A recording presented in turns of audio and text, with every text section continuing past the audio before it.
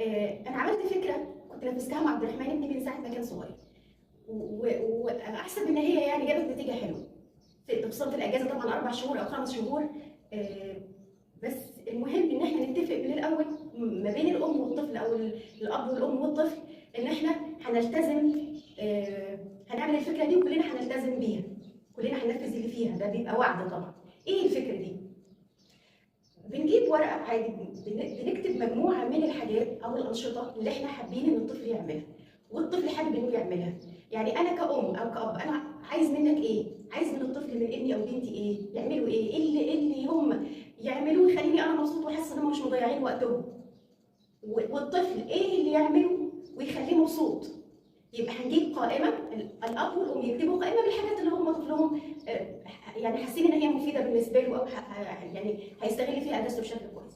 الطفل يجيب برضه يكتب قائمه او يمليهم قائمه بالحاجات اللي هو نفسه يعملها. بعد كده بنجمع، بنكتب الكلام ده في ورق صغير. اوريكم ازاي. نحط في علبه كده، تمام، وبنحط الحاجات دي كلها في ورق اهو زي كده اهو، ونطبقه. بنحط كميه بقى كل الحاجات اللي عايزينها الاباء والامهات مع الحاجات اللي عايزينها الاطفال. بنيجي بقى هنشتغل دلوقتي وهنعمل نشاط ايه دلوقتي. تعالى كده اختار اللي هيطلع في ايدك هتعمله. تمام، الاب والام هيوافقوا عليه والطفل هيوافق عليه، لان احنا واخدين وعد من الاول ان احنا هننفذ الكلام اللي موجود ده. الطفل هيعمله. مثلا هنا طالع لي مثلا اكنس البلكونه. خلاص يبقى الطفل خلاص هو طالما وعد يبقى هياخد يكنس البلكونه. خلاص دي حاجه. يجي مثلا في حاجه ثانيه، نشوف هنا يعمل ايه. تعالى نتعلم كلمه ب5 لغات. النت دلوقتي اعتقد متاح في كل بيت. نتعلم كلمه ب5 لغات. ندخل على اي برنامج بترجمه، ويديني طبعا دولينجو يا عبد الرحمن. دولينجو دولينجو. فبندخل على دولينجو ونشوف الكلمه دي نطقها ايه، مثلا بالانجلش، بالفرنساوي، بالالماني، بالايطالي، باي لغه. هيبقى هو هيطلع بكلمه او حتى جمله قصيره مثلا ب5 لغات مختلفه. تمام، يبقى هينفذ والام معاه او الاب معاه اللي وقتهم يسمح بده، اللي وقته يسمح بده يبقى مع الطفل ما يتسابش لوحده. ايه مثلا هنا؟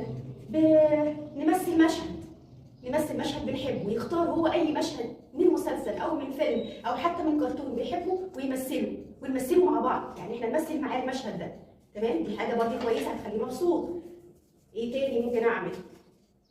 نزين الغرفه بتاعته، يزين اوضته، يوضبها، يزينها، يحط فيها بالونات، يحط فيها صوره، يحط فيها اي حاجه ورق زينه. يبقى برضه هيعمل الحاجه دي وهو مبسوط. انا بوفر له ده طبعا باي شكل، يعني مش شرط تبقى حاجه مكلفه، تبقى حاجه بسيطه الطفل يفرح بيها. ايه هنا؟ وقت للرياضه، انا بمارس رياضه، بعمل تمرينات رياضيه، يعني ممكن اعمل مثلا العب اي رياضه بلعبها معاه في البيت. يعني كان في قبل كده باسكت مثلا علقه في الحيطه وارمي عليه الكوره، دي حاجه برضه متوفره ممكن في اوضته او في الصاله، ما فيهاش مشكله. ففي كان مثلا هنا، يعني هنا مثلا احفظ اسماء الدول العربيه، فهيدخل يدور على النت ويطلع اسماء الدول العربيه ويحفظها. تمام، مثلا هنا برضه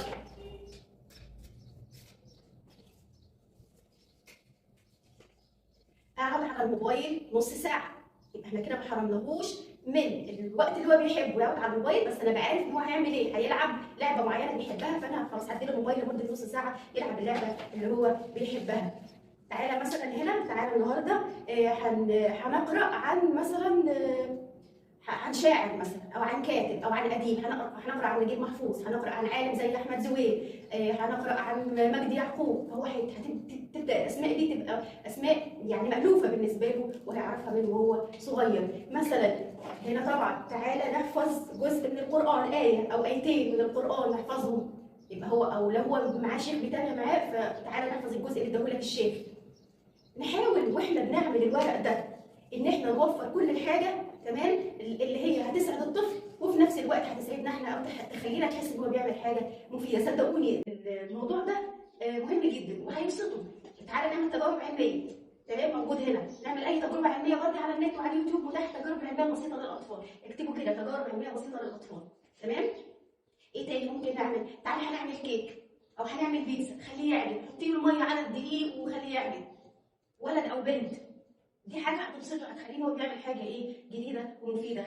وجددي الورق كل شويه، كل ما تحسي ان الورق خلاص زهق منه شوفوا انشطه جديده حطوها في العلبه، وخليه ايه هو برضه اللي لازم يشارك في الانشطه اللي هو بيحبها. لازم يكون في متوفر كم من الانشطه اللي هو بيحبها، بس مع الالتزام بالوقت اللي احنا قلنا عليه.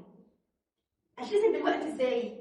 بحدد له مثلا سواء بالستوب ووتش مثلا، او بساعه رمليه. ساعه رمليه بسيطه جدا وسهله، يعني ممكن نجيبها من متوفره يعني. دي ساعه مثلا ربع ساعه، نشوف ايه النشاط اللي ممكن ياخد ربع ساعه اهو بنحدده، بيبقى هو عارف ومتابع الساعه. ده بيعلمه قيمه الوقت جدا.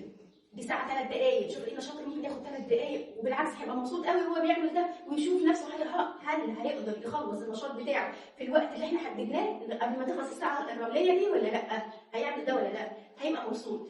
اتعلم قيمه الوقت، اتعلم ان هو يعمل حاجات كتيره هو بيحبها، وحاجات في نفس الوقت مفيده للاب والام، شايفين ان هي مفيده ليه، على حسب طبعا اولوياتهم وعلى حسب الحاجات اللي هم ايه بيختاروها.